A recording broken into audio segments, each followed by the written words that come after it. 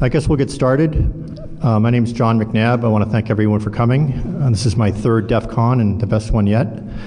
As you can tell from the slide, I'm speaking about cyberterrorism and the security of the national drinking water infrastructure.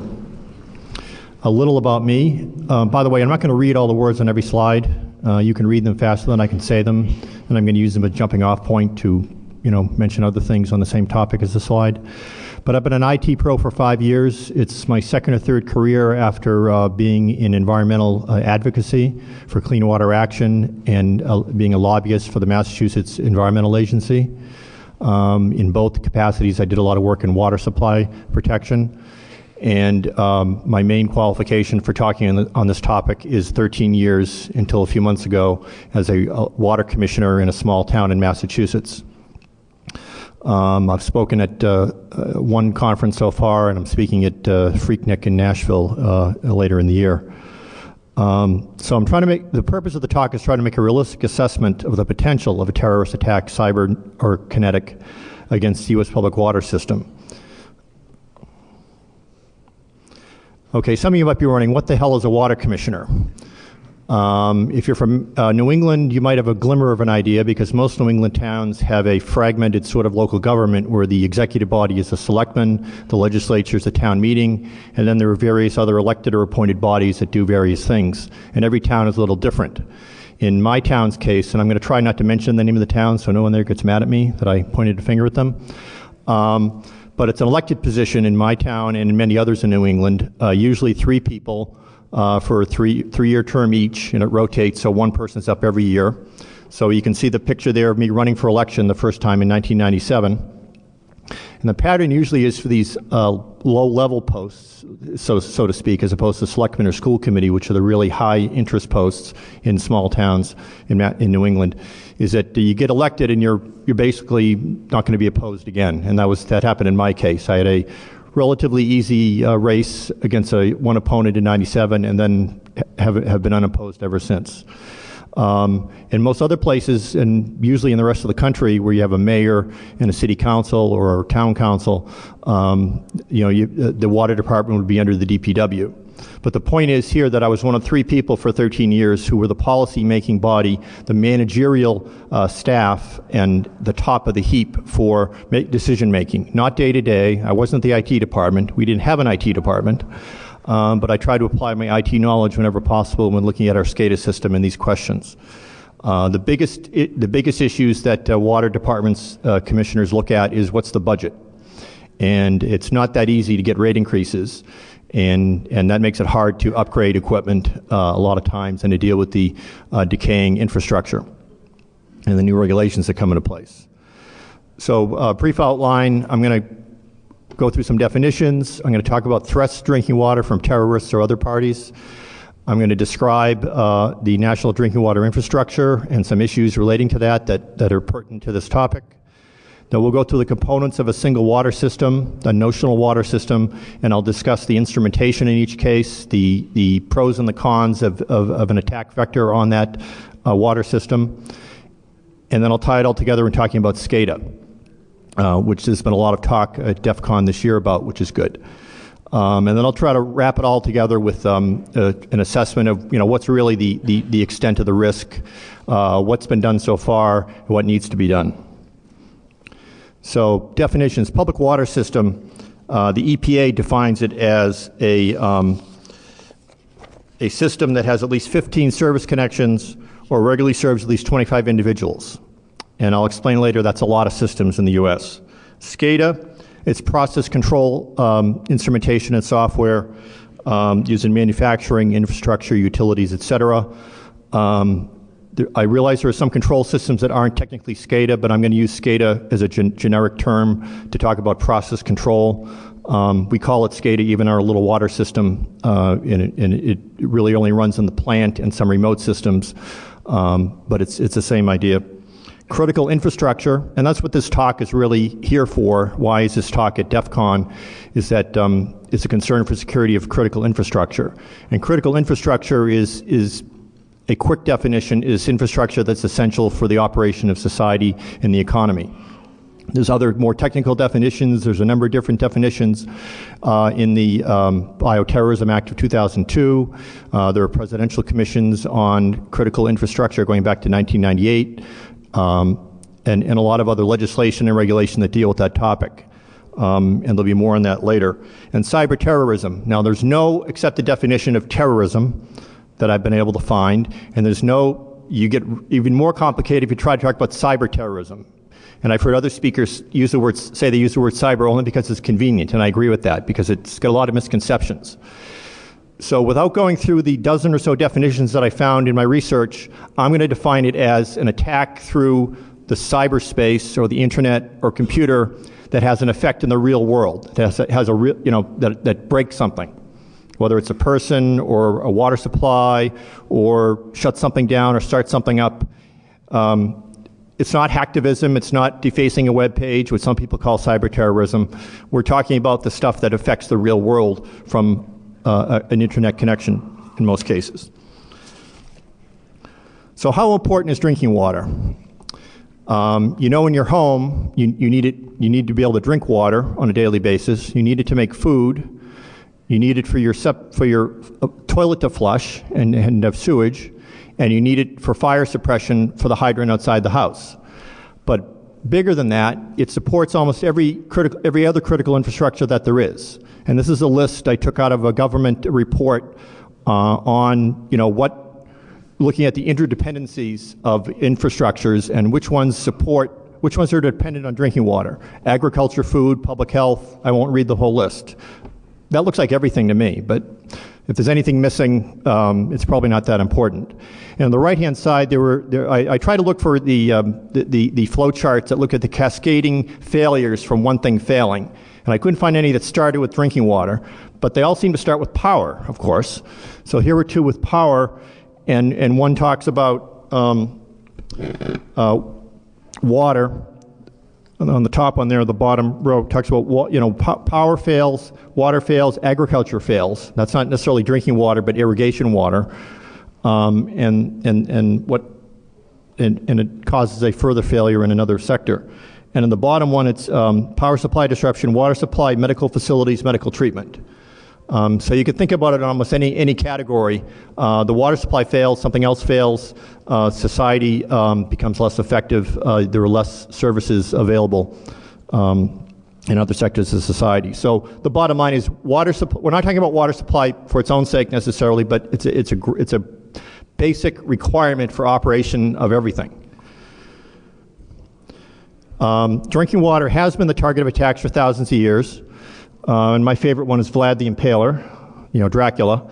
But the real Vlad the Impaler did poison his own wells when he was attacked by the Turks. He did a lot of other nasty things too. But there's a long history in warfare, but also in terrorism and of water supplies being poisoned. Some more recent, but some go back centuries. So that the point is that water supplies are a natural target in war and terrorism.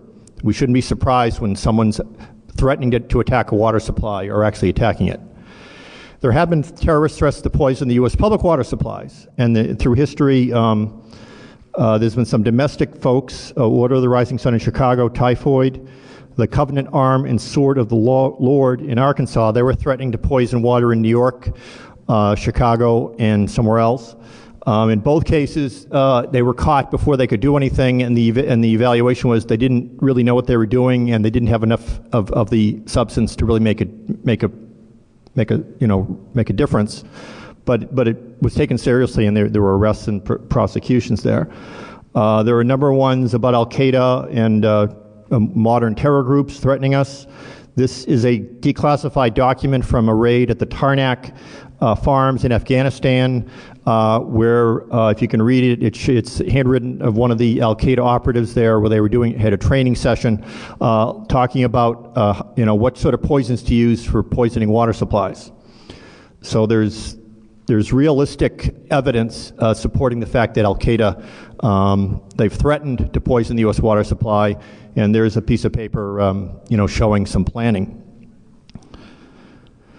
We're talking about cyber, of course, too. In the talk, I'm going to bounce between cyber and kinetic or real-life attacks because either one, they could happen at the same time, actually. So looking through the literature and research and what other people have done in this topic, it boils down to they've got people with IT skills. Since after 9/11, the U.S. broke up a lot of their centers, and they've been using the internet to coordinate communications. The evidence seems to suggest that they use the internet for the same thing almost everyone else does, for communication, organizing, propaganda, information, disinformation, for managing the organization. There's evidence that they use it to conduct cybercrime to raise money, but not for cyberterrorism as I defined it. I corresponded with Dorothy Denning, a well-known authority on this subject, who's testified before Congress, and she testified in 2002-ish that while they do have cyber capabilities for doing these type of things, that they don't seem to be actually using it for terrorism to create to attacks in the kinetic world. And she emailed me a few months ago saying she still has that same conclusion. And I can't find any evidence that they've done that. But again, we don't know everything they're doing. This is the Cybernet Cafe in Britain, where a number of Al-Qaeda fellow travelers were arrested in Britain a while ago that they used for communications. There have been some cyber attacks on water systems. Now, this is a short list because there isn't a long list. None of these could be called a cyber terrorism, but it's interesting if you go through the details. The Salt River Project was attacked via modem. Let me find my notes, excuse me. The Marucci water system is the most popular one, where a consultant who was not hired for a job got very upset, and he used his laptop to communicate wirelessly with the pump centers at the wastewater treatment facilities, and he caused at least 46 releases of untreated sewage into the environment. So we have a modem, we have wireless. This was Harrisburg. You get a lot of news coverage. An employee came into the plant with a laptop that had got infected with spyware that then infected the computers at the water plant. So it wasn't anyone actually attacking the water plant, but again, it was an intrusion. The Tehama-Kaluza Canal Authority was an employee who installed some improper software and was alleged to have caused damage. So that's an employee insider job. Now, RISI, the Repository of Industrial Security Incidents, which is the authority, I guess, worldwide for keeping track of these things, says that cyber incidents in water systems, and they mean water and wastewater and agriculture, it's a broad term, have increased 30%. But we'll look at the numbers later. Those still aren't big numbers. Okay, now the good news is if some bad guy wants to attack the U.S. water infrastructure, it's almost impossible to attack the whole thing because there's 155,000 public water systems. They're varied. My water plant is unique. Every water plant is unique. They're not cookie cutters for the most part. They're individually designed and built depending upon the exact characteristics of the water that they use, that they treat, their demand, the history of the plant, where it started. A lot of plants were built 30, 40 years ago and are sort of organically growing from that. So even if they were all connected, you'd have a devil of a time trying to have the same, cyber attack affect each one. So again, I won't read all of this, but again, the contrast is with the electrical infrastructure down here is that there are 3 grids. In a recent study by a Chinese grad student alleges that one or two attack on 1 or 2 nodes in any of the grids can cause a cascading failure in the electrical grid and shut the whole thing down. That's what the report said anyway. You can't do that in the water systems. You shut one plant down and the rest of them aren't affected at all. So that's sort of the good news, that they're isolated, except that there are some water conglomerates. The biggest one is American Water, which is the largest private U.S. water provider, which runs or owns facilities or both in 35 states. Not everything in each of those states, but one or more in each of those states. So there's 15 million people. That's a big chunk of the U.S. population in 1,600 communities. So I didn't look into their networking, but if they're networking through all their or most of their systems, that's a potential cyber intrusion that you could get a bigger bang for the buck than going after individual systems? That's a question that I'll just leave out there. But it's still, a question. You still can't attack the whole thing at once, cyber-wise or otherwise, but that's a way to still create an impact. Again, terrorists don't always have to cause mass casualties. They basically, the word terrorist means creating fear. So they may only have to say that they've done it and have it occur in a couple places. United Water is the second biggest with 7 million, and Aquarians in the eastern U.S. Is in 3 states.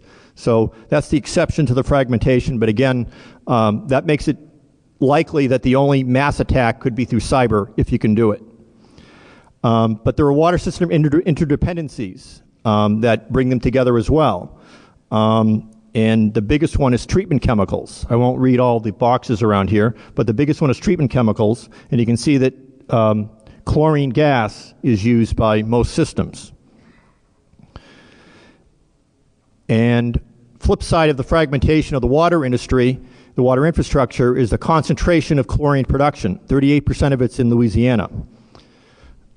And in a short list of other states. So, and if we looked at the rail lines, if I did a detailed study of this and looked at the rail lines in Louisiana and some of those plants, you could find some nodes where some kinetic attacks could slow down the system or do it or DOS it. We know that Al-Qaeda has considered directly attacking U.S. rail lines. Other reasons to attack rail lines, but this could be one reason as well. Now, I presented this at the American Water Works Association National Security Conference last year, and it was a much smaller crowd than this for some reason. And I was in a group. I was talking on a day after the IT talks about some of the things about SCADA that I'll be talking about later, and I was in a group of folks talking about chlorine. And I don't know if anybody in the audience got it, that hey, even this isn't the easiest thing to do. It may be impractical, but it's there, and somebody needs to be thinking about it. And I haven't found any evidence that anyone in charge has been looking at this problem, because it's not so you've got the concentration of the production facilities, meaning you could DOS the system, you could shut them all down for if you attack the plants or the rail lines. That might only work for a short period of time, because some plants stockpile. My little plant stockpile for a month. Bigger plants, though, get shipments every day, bigger water plants. So that's something that should be thought of. But the strangest thought I had, which I can't get anybody to confirm that they're thinking about it, is chlorine's already a poison. Okay, it's used to kill bacteria and to disinfect the water. My thought was, gee, why could you poison the chlorine? Because when the water comes into the plant, no one tests the chlorine. It's in these cylinders, and you put it in a special room so no one can breathe it and it won't kill people in the building. But you're not sampling it for anything. And actually, there is a substance that I'll withhold that could be used. It's bulky, it's expensive. It does exist in the U.S.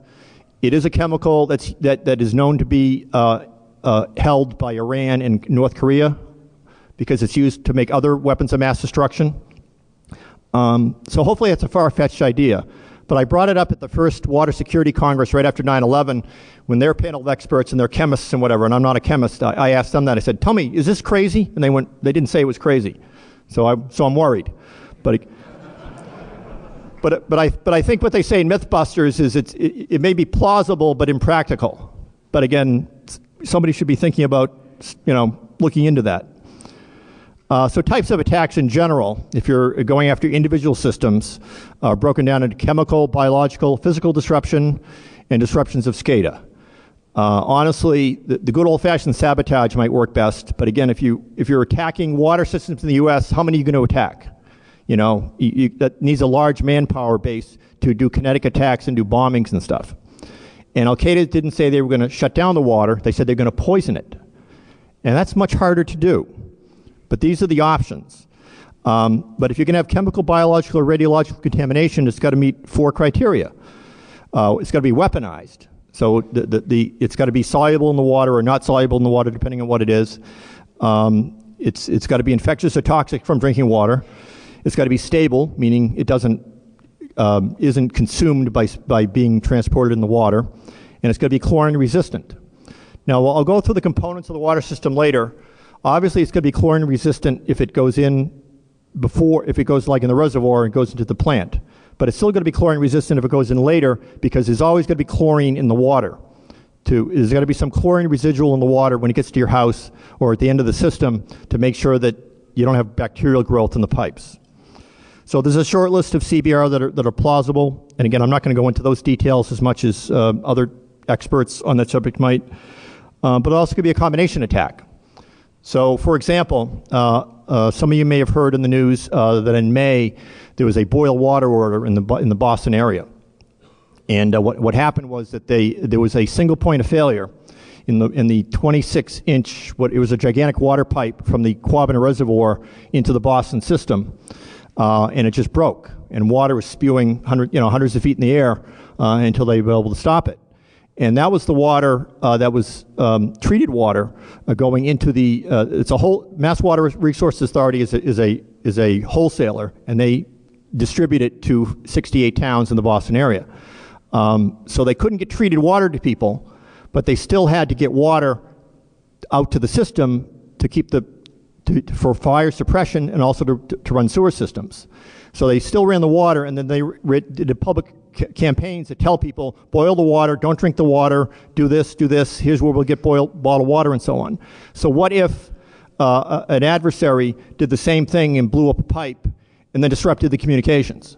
Then people wouldn't know, or not as many people would know, that they had to boil the water. So again, there's a lot of scenarios like that where you don't necessarily have to poison the water to cause a problem. If it's not chlorinated and it's not treated, it's going to cause problems. Okay, so here are the public water system components. And I used, there's a lot of different diagrams I could get, and this one attempts to show some of the instrumentation and the SCADA components. In security, we've got CIA, confidentiality, integrity, availability. They've got PSA. You have to have sufficient pressure of the water, it's got to be safe to drink, and it's got to be available. Now the pressure, I won't talk about much more, but the pressure comes from the pumps at the treatment plant that push the water out at a certain pressure.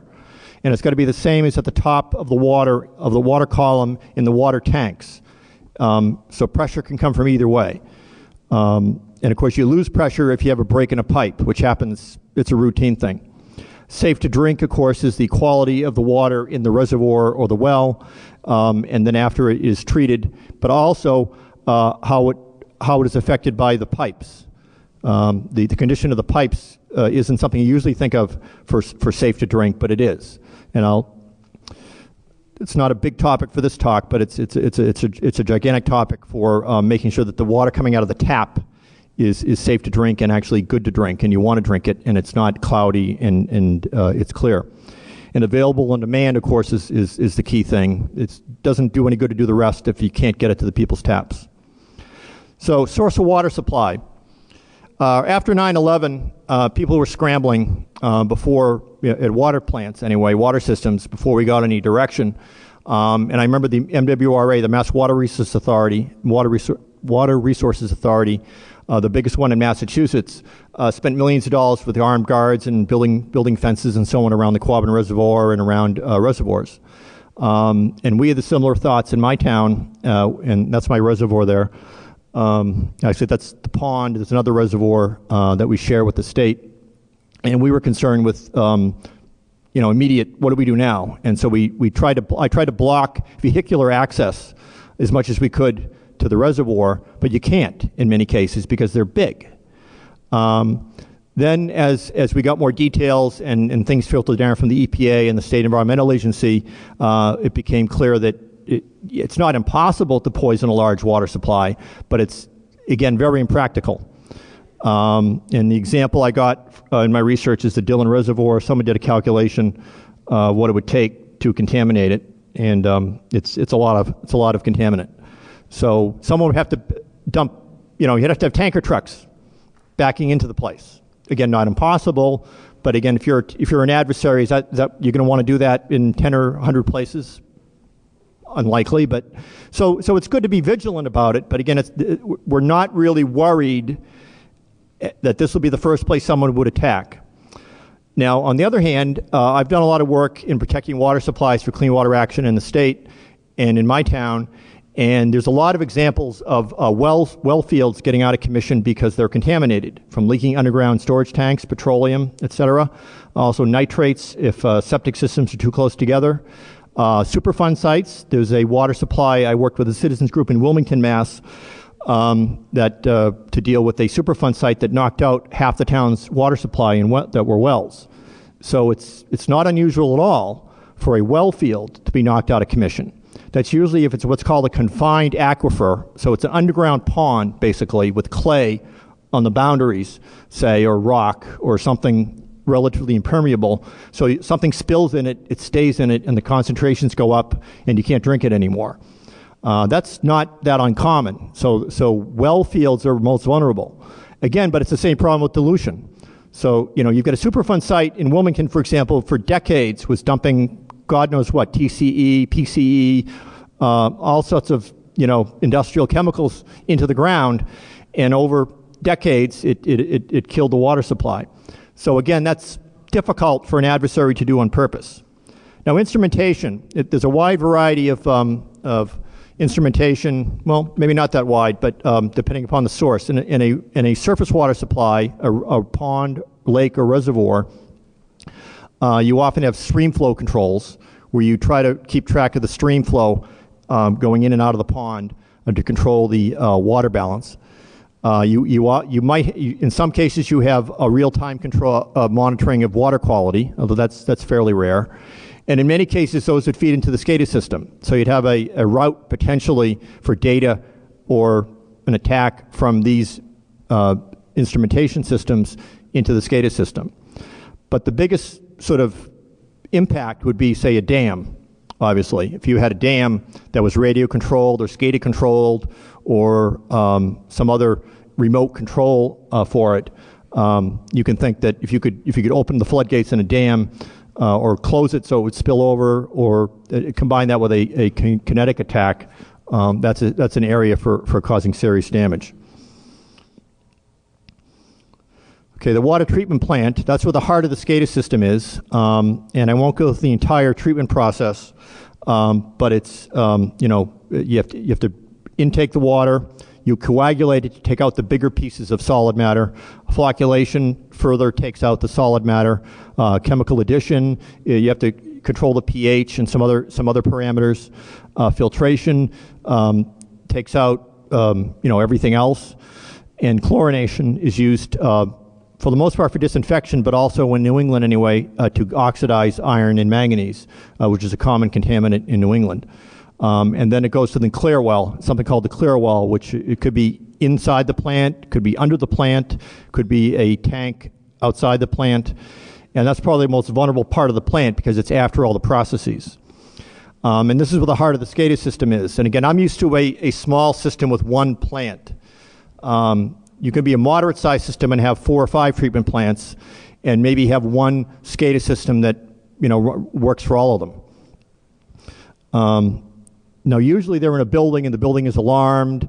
It's got fences, et cetera. But here's a picture of a plant in Florida that I took a few years ago. That's those are the tanks. That's the processing facility. It's not really that well protected. However, it's on an island that's has a gate and it's very hard to get to. But again, they don't have much weather there, I guess, so it's relatively exposed.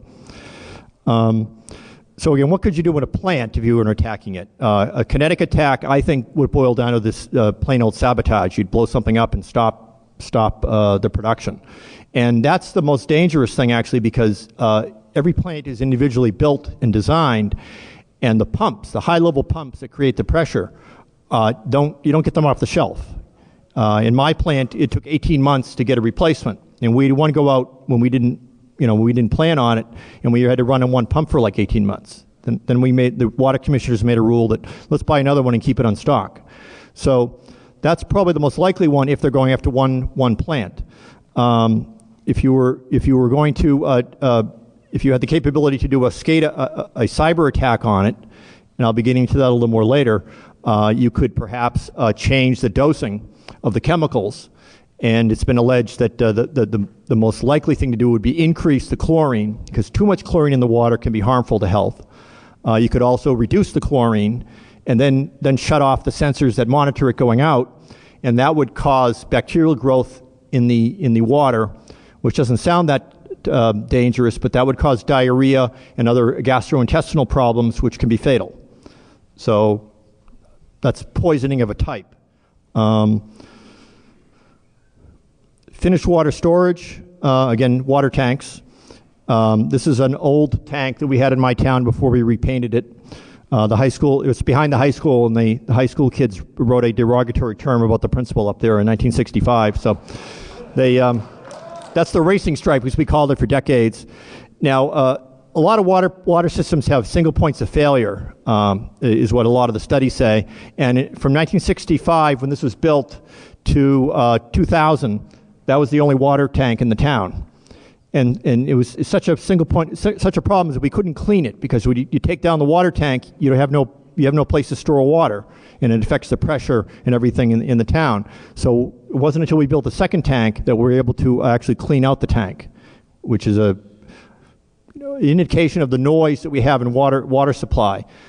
Terrorists would have to do quite a bit to get over the noise where, pipes break, water gets dirty, water tanks, get contaminated with bacteria.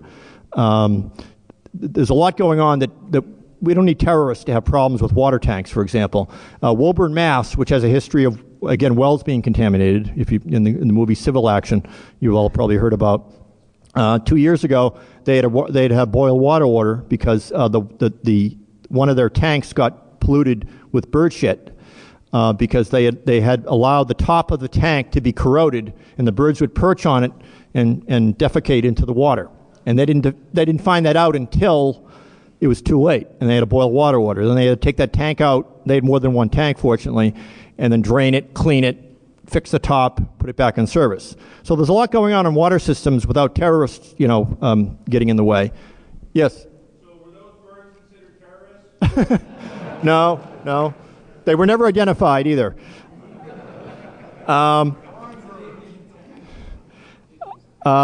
And so the level of the water in the tank is very important, and here's our readout from our SCADA screen for the water tank level, for example. Now, the water distribution system. Now, to boil the talk all down, this is the most vulnerable part of the system. In all the studies and research since 9/11 and before, when people looking at this question, the bottom line is the most vulnerable part are the pipes and the fire hydrants, because it's after treatment. In most cases, there's no monitoring of the pipes or the water in the pipes. There are federal regulations for monitoring certain areas of the pipes for bacteria, chlorine residual, and then 4 times a year for trialomethanes and hydrolysatic acids, which are formed by the interaction of chlorine and solid matter in the water. But the most likely attack that would cause human casualties, from all the studies that I've seen and from the experts, is putting water in through a hydrant. And it's usually a targeted attack, because there were studies showing that if you did it within a half mile of, say, a targeted building, that you'd get a high concentration in 9 minutes. I don't know the details of that, but it's a possibility. You could put water in a hydrant with the intention of contaminating all the water in the distribution system, and it might work, except that, again, the noise, the things that always go wrong. It's been a constant problem in my system where valves. In intersections, you have valves, and you should have valves in all the hydrants. And in most cases, the valves are decades old. They haven't been exercised. No one knows if they work. And in most cases, they might be broken closed. So it's very hard, even for the water operators, to know what are the hydraulics of the system. So an attacker from outside is not really going to know that. So if you're reliably trying to poison a community by putting water even in the distribution system, it's a good chance it'll work. But again, you've got dilution to worry about, and you don't really know where the water's going to go. So the most likely scenario is that there could be a targeted attack by either pumping water from one building into the system, and at least with some assurance that it's going in a certain direction to another building that's your target, or in a hydrant.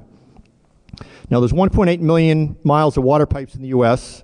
That's an estimate. No one really knows for sure. There are between 6 and 12 million fire hydrants. No one seems to know. I checked with the National Association of Fire Hydrants, or whatever it was called, and Fire Protection Association, et cetera, emails and checking their websites. And I dug down with one analyst, and he said, well, no one knows. No one's counting it. The point is, there's a lot of fire hydrants. And even in one community, the rule is supposed to have, you're supposed to have one every 1,000 feet, which could be, that isn't usually always followed. But in a city, there's going to be hundreds. In a small town, there's going to be dozens. So there's a large potential for those to be used as vectors for contamination. Now, some communities have put in locks on the hydrants, which of course is a practical issue with, fighting a fire. So it's one more thing for the firemen to do when they're racing up to put the fire out.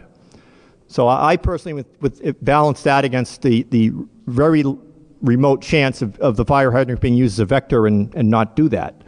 The other option is that there are backflow preventers. I'm not sure the term, a check valve that you can put in it that prevents you from putting anything into the hydrant. But again, that's a major cost, and the national cost for even 6 million hydrants could be quite high. So there is a countermeasure, but the best countermeasure is one that's been recommended by a number of studies, which is unlikely to be done nationwide because of the cost, and until something really bad happens, is having constant water monitoring. There's technology now for 24/7 monitoring of the quality of the water in the system. Of course, you only test for what you're looking for. So you'd have to have a short list of things that you'd be expecting would be the likely contaminant, and they could get you with something that isn't. But you could look at classes of chemicals. You could look at markers. So it's better than what we have now, where we really have no idea. Now, I was talking about the noise in the system, and honestly, if you're running a water department, terrorism is not the first thing you're worrying about. And the only time you do anything is when someone tells you to do it. Again, you get water main breaks. Not all the time, but fairly often. Discolored water because of the buildup of sediment in the pipes, or a treatment plant breakdown, or the tank hasn't been cleaned in a while. You got to deal with unpaid water bills. Aging infrastructure, it's a national issue. The water infrastructure gets a D- from a national association for the poor condition of the water pipes, the water treatment plants, the entire water infrastructure in the country. It's in some cases 100 years old in my part of the country, the East, and a lot of things are still original equipment. Maintenance, new regulations create costs and require work. Vandalism is probably more of a issue than terrorism, of course, and getting more money to do all these things. So we only did something in my town when after 9/11. I mean, we talked about it, but we waited till we were told what are the 10 things you're supposed to do, and I'll get to that. But it's tough justifying spending money for things like this unless you have an actual event or threat or direction from a government entity. Now let's talk about SCADA. We changed to SCADA a few years ago from the old control center here, electromechanical controls, Allen Bradley, PLCs. You saw in the earlier slide the SCADA screen for the level of water in the tank. On this one, it's a pen recorder here that we have to check every day. Now this is semi-automatic. But what happens is when the operator comes in the morning, and in our plant we didn't run 24/7. We didn't really need to. Most places do. So we only had it manned when we were operating it, which is maybe 8 to 12 hours a day. So they'd come in and they'd set the speed of the water coming in, and that would then they'd have a formula, and they'd set the chlorine injection and what the concentration of the other chemicals should be. So it was a lot of hands-on stuff. which meant they were paying attention. And it's a small plant, so they could walk around and check everything. Now we went to a SCADA system where we've got a very nice self-explanatory HMI, human-machine interface. That's like pushing. So instead of pushing the buttons up here, you see it all here, but then you only have to set it once, and then everything else happens automatically. And it's an Ethernet connection throughout the plant, but it builds upon the old relays and PLCs in the system through an old relay box. So the water commissioners liked it because we got more control over the quality of the water. We were able to have better assurance that it was being operated properly, and we got reports on what happened. The bad news is that no one was thinking about, what exposure does this give us? And we have remote facilities. We have a well field. We have the 2 tanks. We have the dam. We have a dam, and those are all connected electronically, either radio or cellular or cable. We get all of the above, or Ethernet to the plant. So that's a big problem. So studies show the McAfee did a study called "In the Crossfire" that came out recently, that they surveyed a number of SCADA people with SCADA, not just water, throughout the country, and 76% said they were connected to an IP network or the internet. So there's an exposure there, and 47% realized that created a security issue. Surprise. Team Simru, a security research firm, produced this heat map. They in their darknet project, they scanned for receiving scans for SCADA ports, and they found a lot of activity. And that's a good question. Who's scanning our SCADA ports and why? We don't know. There are testbed studies by various researchers that show that external contactors can penetrate systems, like most of us here would know. And I mentioned the power grid issue. Okay. So RISI, which I mentioned earlier, the repository of industrial security incidents, is showing a general trend of increase in incidents, which again are not all intentional, but it's instructive that they're increasing. And that's where we got the 367% increase for water. Again, the numbers are pretty small. 22% were targeted attacks, the rest are mostly malware. There's been debatable stories, but some confirmation that there's been cyber attacks that shut down power systems outside the U.S., and also reports that the U.S. electric grid has been repeatedly penetrated. Now, you probably heard about StuckNet. This came out July 12th, I believe, and there's been a lot of news on it. I did some research. This seems to be the first malware that targeted a SCADA system. Since most SCADA systems are on Windows, XP for the most part is advertised by this vendor as being a robust platform for running the SCADA system, and that's what we use in my plant. But it was particularly targeted for Siemens, Symantec, WinCC, and PCS7 SCADA software, which is used in a wide variety of applications, but also water. The American Water Works Association put out a bulletin a few days ago alerting their members to this and telling them whatever they knew at the time about what to do. Microsoft has a patch which doesn't seem to be doing too much, but Siemens has SysClean, and I believe Trend Micro has one as well. In the first guesses were that it was industrial espionage, but then some analysts are saying it could also be used to control the systems, give the malware attacker the same administrative rights as the user of the system. So looks like the toothpaste is out of the tube. I mean, there could be copycats for the other SCADA manufacturers. There could be this could be the beginning of a bad trend of SCADA-specific software. Now, there are studies on the potential impacts of a cyber attack in a public water system SCADA. I won't read through the whole list, but it's not out of the question if you can get into the SCADA system through the Windows platform or Linux or anything else that you can interfere with the operations and cause changes. It's not that easy.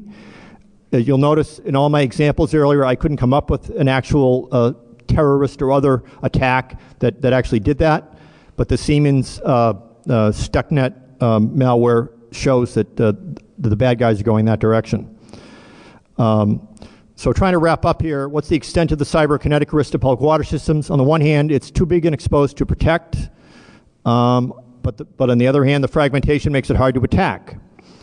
There are some single points of failure I mentioned. I mentioned the crumbling infrastructure. There's estimated to be a $350 billion national shortfall in funds needed for that.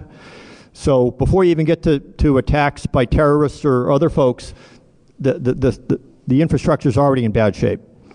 There's frequent unintentional contamination, water main breaks, other things. So again, a terrorist is going to have to do quite a bit to get through the noise of the problems that occur anyway.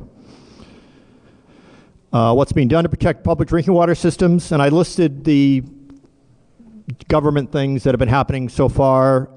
There's some research, SCADA hunting net, test beds. SANS has been working on methods to use to harden and strengthen the security. The Bioterrorism Act of 2002 is the one that has had the largest impact from where I was sitting.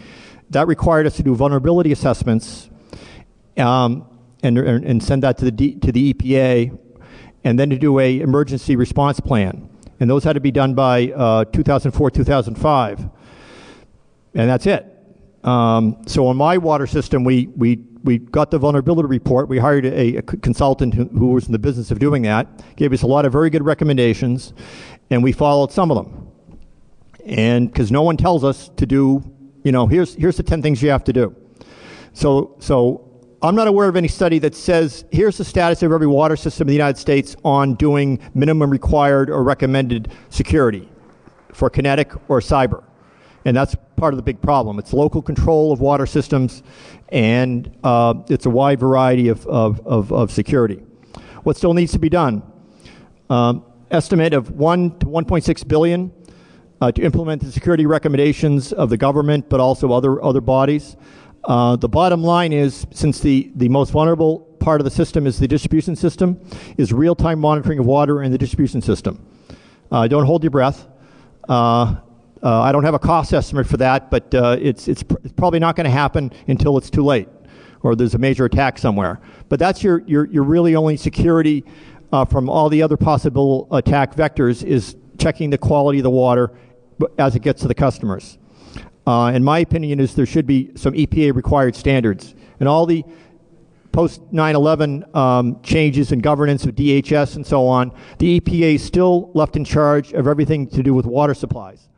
So they've got they give strict regulations for water quality, training of operators, blah, blah, blah, for running the plant. I think my personal recommendation is they should, take, say, the 21 steps to improve cybersecurity of SCADA networks, apply it to water systems, and require it to be universally adopted. They have the authority to do it. And as we've seen, there's a possibility of exposure if they don't. And so, conclusion, this mostly wraps up everything I've been saying so far. Water systems are attractive targets. They're historically been targets for, in warfare and by terrorists. There have been cyber attacks on water systems. There's been cyber incidents and attacks on SCADA systems in general. So we have to assume there's a vulnerability there. I wrote this before the Stuxnet malware came out. So the toothpaste may be out of the tube. There may be other ones going on we haven't heard about yet. It's possible for a kinetic or cyber attack to degrade water quality or shut down the system or poison the water. So this needs to be taken more seriously by the government. And it's got to be the government that comes down on the private and public water systems and makes, universal requirements. Until that happens, a cyber terrorist or regular terrorist means can wreak havoc on the water systems. Thank you.